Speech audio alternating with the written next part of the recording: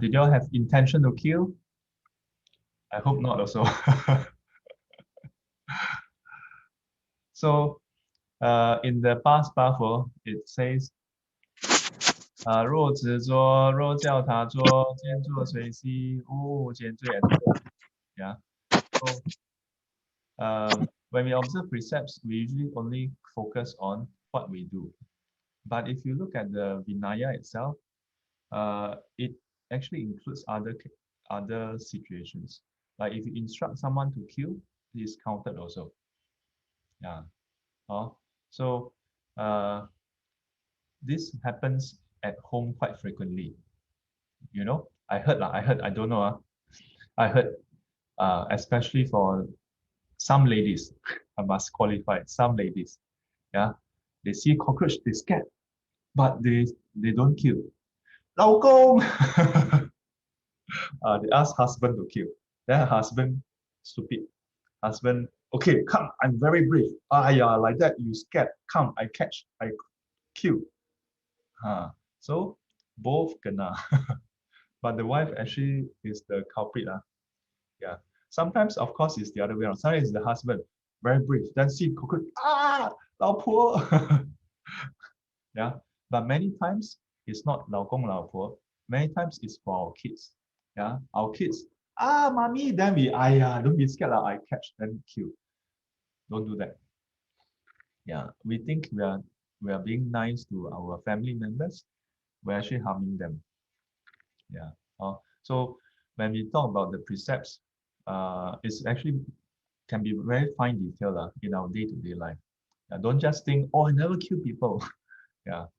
Even small insects, ants cockroaches and sometimes we may not kill, but maybe we hear the lizard, then we have the thought, so irritating. If I find a way to kill you, don't even entertain such thoughts. Yeah, including, sometimes when we go to work, not sometimes, every day you go to work, then maybe you get very frustrated with your boss your colleague your client or anything. Then sometimes we may even entertain the thought. Also irritating. And sometimes coffee shop talk, right? Coffee shop talk, you go for tea break, you go for lunch with your colleagues, then you chat then you're very close colleague, right? Then you complain, then next thing you know, boss, I'm very irritating, want to kill him. Don't think that, but Sifu just talk only lunchtime talk shit one ma. No. Don't entertain such thoughts. Maybe in this life you entertain 1,000 such thoughts. Yeah, you work for 30 years, every year, let's say only 3 times. Yeah, 3-4 times. So altogether, let's say, only 1,000. But do you think you only have such thoughts just 1,000? That more than that, right? So don't think such thoughts is nothing. 1,000 times, maybe 10,000 times. Imagine, imagine. Maybe this life nothing happened. Maybe next life, different already. And why? Because after 1,000 times I was saying, I want to kill. Next life, your wish is granted. You are born in a place where your wish is fulfilled. You get to kill. Yeah? Or you have the affinity towards killing. So don't even entertain the thought of killing, even if it's just said in jest, said in frustration. Don't do that. And the other one is 见作随喜. Yeah, when we see newspaper, newspaper. Usually newspaper don't talk about anything good. Yeah, always talk about bad things. It's not a bad thing to see that, but it's how we read it. If we read it and reflect, this is unwholesome, I shall not abstain from it. Or do we then rejoice in the punishment? Yeah. Or do we rejoice when, let's say, country A attack country B? Yeah. Now, even to the extent, sometimes we see the news, the US troop has successfully suppressed the separatists or something. Yeah. In the process, it means killing, and sometimes they actually declare how many terrorists were killed. And we may say, wow, lucky, kill them. 见作随喜. Maybe in this life, another 1,000 times, we rejoice in the death of someone. We rejoice in killing of somebody.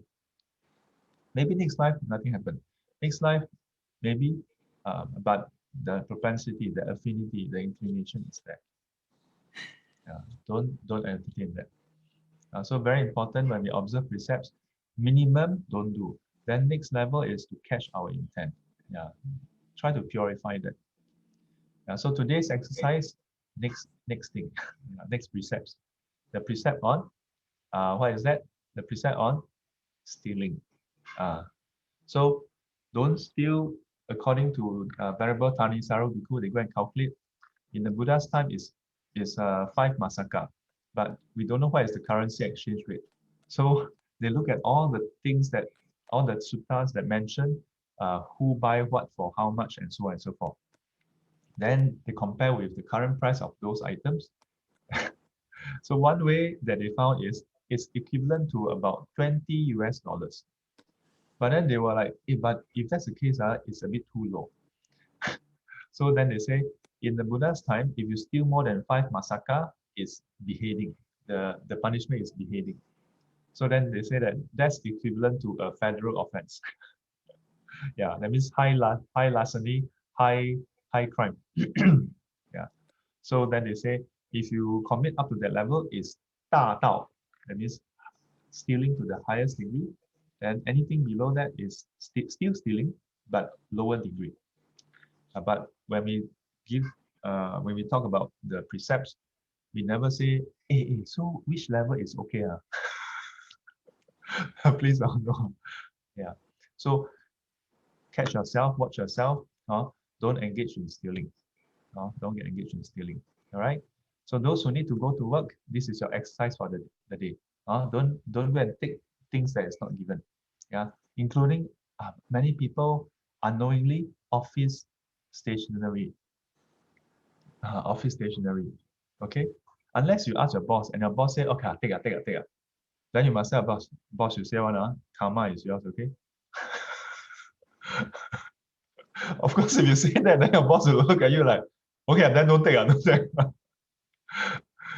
So it's very clear, whenever you assign karma to anybody, nobody there to say yes, Very simple.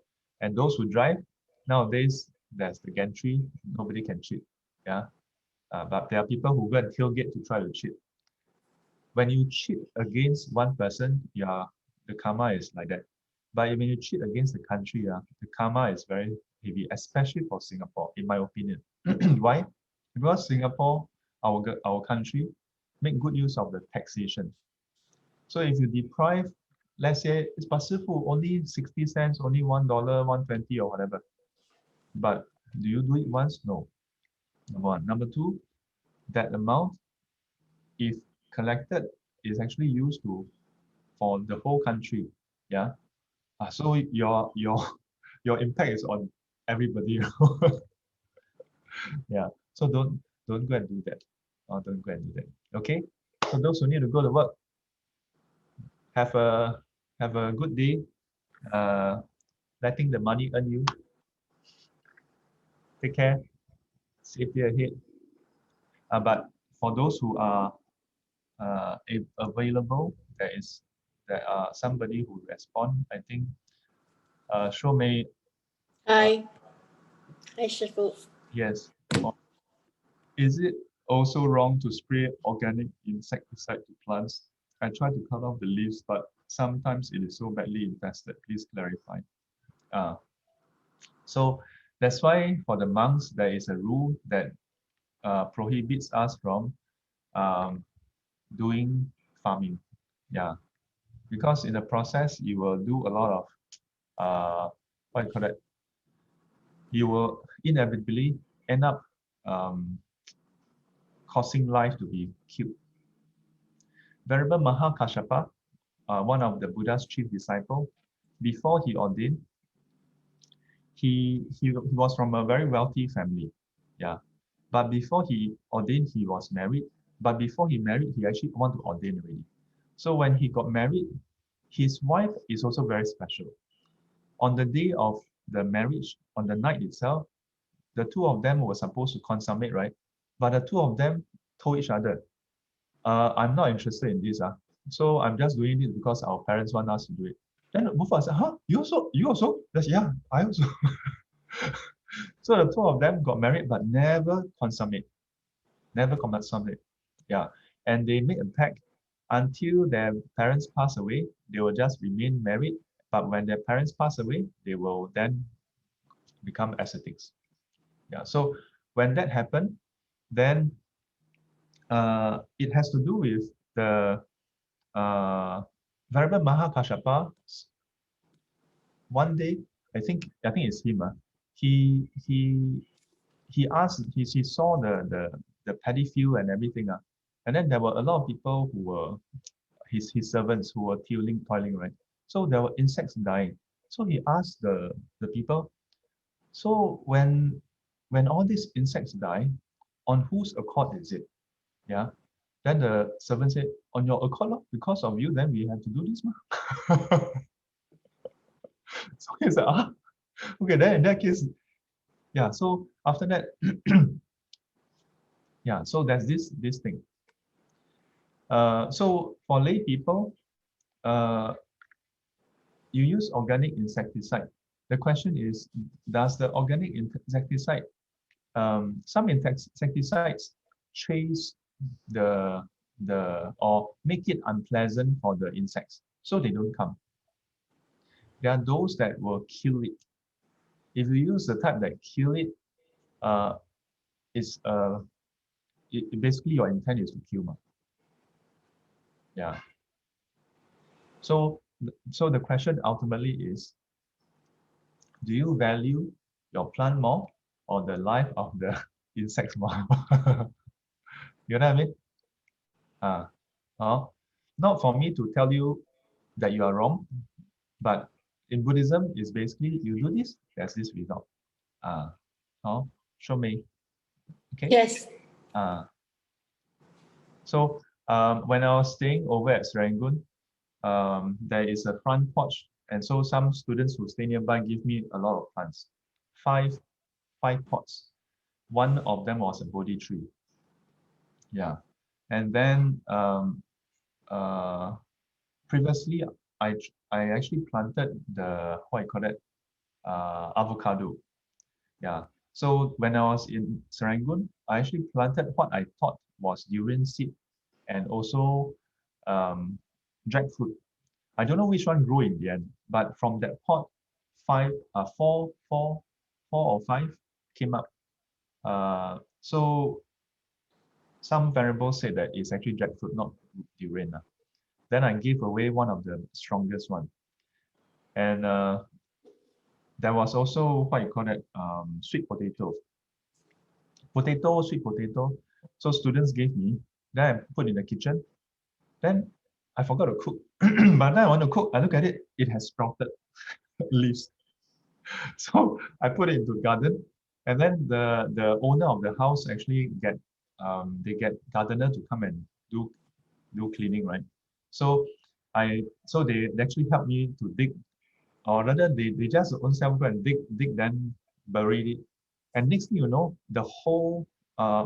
virtually the whole front porch was filled with the leaves. Yeah.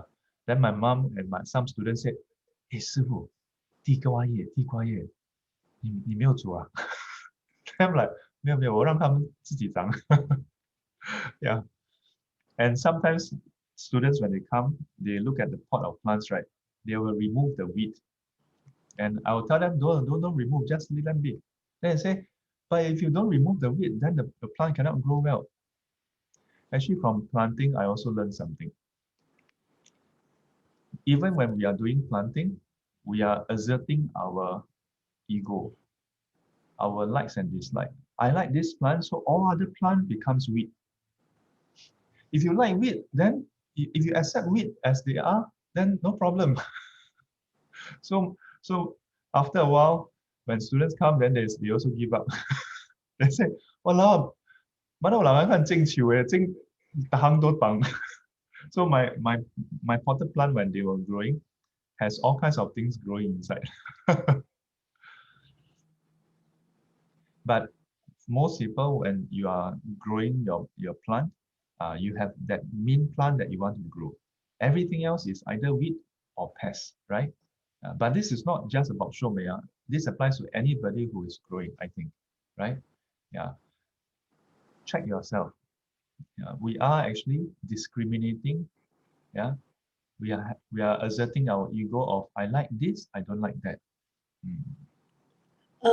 Sư Phụ, Uh-huh. I think my question was really more about what happens when pests like rodents, mice, mosquitoes become public health hazard. Oh. So yesterday I struggled quite a bit because I was in the market in the queue, and then I saw a couple of mice running around between stores. So it's sort of other than the fact that okay, so there's of course aversion, but beyond the aversion, one would be really concerned about the potential public health hazard. Okay. So I'm so sorry. I somehow read, then I thought that question was from Shomei. The one is from Choi Kwan. Yeah. I'm too lazy to do gardening, so no, it won't be from me. Shomei is wondering like, 为什么是我的事? Okay, so that whatever I said just now was for Choi Kwan. Yes, I understand that. I'm sure many So of then for our Shomei, her question was about rodents and all those things. Since time immemorial, rodents and all that, they have in a way evolved to live with human beings. Yeah. So how? It is a fact that rodents were part of the cause for Black Plague in the past. Yeah, in Europe, the Black Plague. Yeah. So what can we do? What should we do? Well, the country has the responsibility to maintain that cleanliness. So to be very honest with you, when I was in Comingson last time in the office, I ever noticed a small little rat in the office. Yeah. So I was actually told that I should go and catch it. And so some of them actually put the mouse trap. So I'm like, oh no, in a monastery, we put out mouse trap. Not so good. So anyway, I told them to take it away. And one day, the mouse, so sometimes students come to the office and then I do counseling, right? Then sometimes the mouse, yeah, at the wall, Then the students like, hey, so what is going on? Say, no, don't worry, this one is my resident rat. But one day it's very funny. One day the rat ran and then ran into my cupboard, and there was a plastic bag inside, and it ran straight into the plastic bag.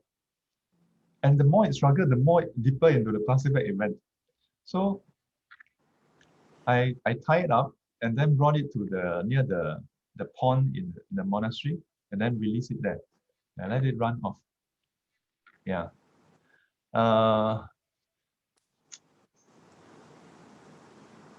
There's always this question. What if the rodents, what if the rats become an infestation? Last I checked, rats also need food. Yeah. So if they don't find a source of food, they won't stay. Yeah. Have you ever seen rats in the library? Rats don't go to library. Why? Because no food. Yeah. And because they keep the place clean. Rats are usually found in food stalls. Yeah. Cockroaches and rats, they are found there. HDB flats, there are rats also and cockroaches because of the rubbish area. Yeah. Short of making a full seal around it, yeah, it's more about what I see is it's more about mitigation. It means how to keep it under control. So at this point in time, all the city planners, they do what they can to keep it under control. I'm not sure whether your question is whether it's okay to be putting rat poison. On a personal basis, if you put rat poison, is a one-to-one relationship. Yeah. So I would refrain from doing that. Yeah, I would refrain from doing that. So then there are some students who may say, hey, but Sifu, I stay in landed property, then how? Well, I stayed in the student's landed property for 2 years, 2.5 years. I never have to put rat poison or this poison or that poison. The neighbor's cat also come in my house. um, yeah, but so it's a question of what is our tolerance level? Yeah. No, Our I acceptance level. okay, maybe just to wrap up, I think my question was more directed at whether it being in a public place, it being a public hazard, a health hazard, should I report to should I report to NEA? Oh, okay. So if you report to NEA, thanks for clarifying your question. If you report to NEA, then they will get people down to inspect, and a few things will happen. One, if they find rats, those F&B will get fined, and then they will be required to do some cleaning. Yeah. As to whether the rats will be found or not, then that's another question mark. Yeah. Should it be reported to NEA? I'm two ways around it. Yeah, to be very honest, there's no clear-cut yes or no in that sense. If you know that reporting will definitely result in the death, or rather, if I know that reporting will definitely result in the death, whereas not reporting is an uncertainty in resulting in the death of public health, then I will not report. Okay. Uh, Got it. Thank you. Amitabha. So I think that should wrap up the question.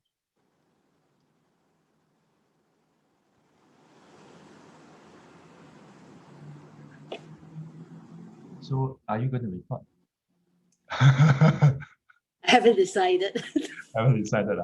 Yeah, but I typically I probably would, because I think we have to look after the fact that the human beings will be affected.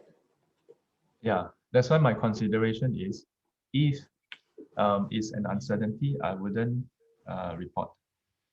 Yeah. I've ever shared in classes that when I was in RJ giving a talk, at the reception, they asked me whether there are exceptions to the rule. And I said, no, there's no exception given.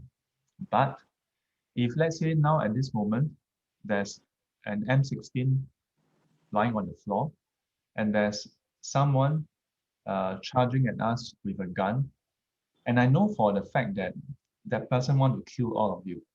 And ironically, because they are all, JC students, so I'm the only one who is actually trained to use the gun.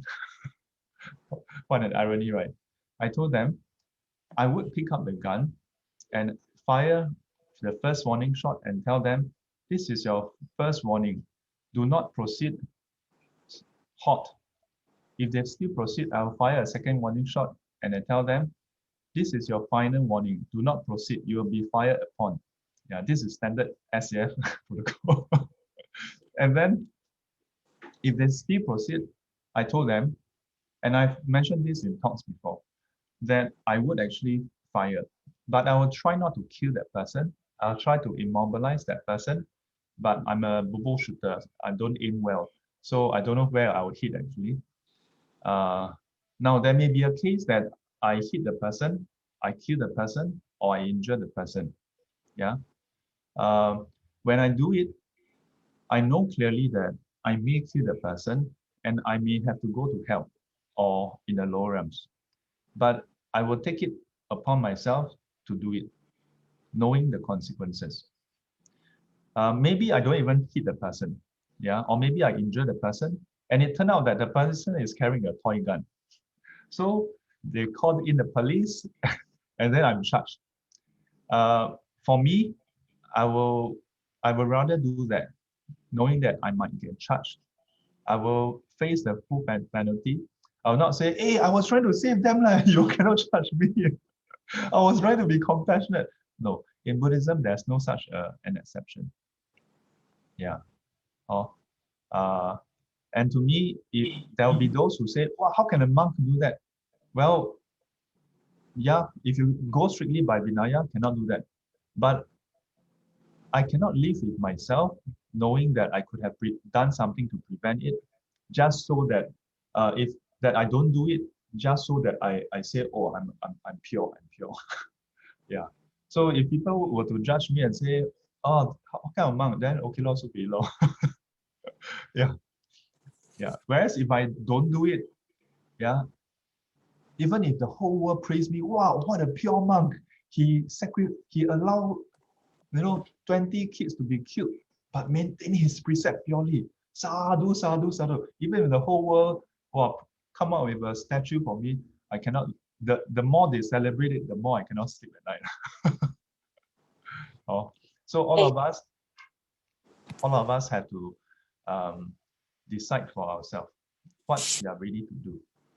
Oh, so Thank you very much.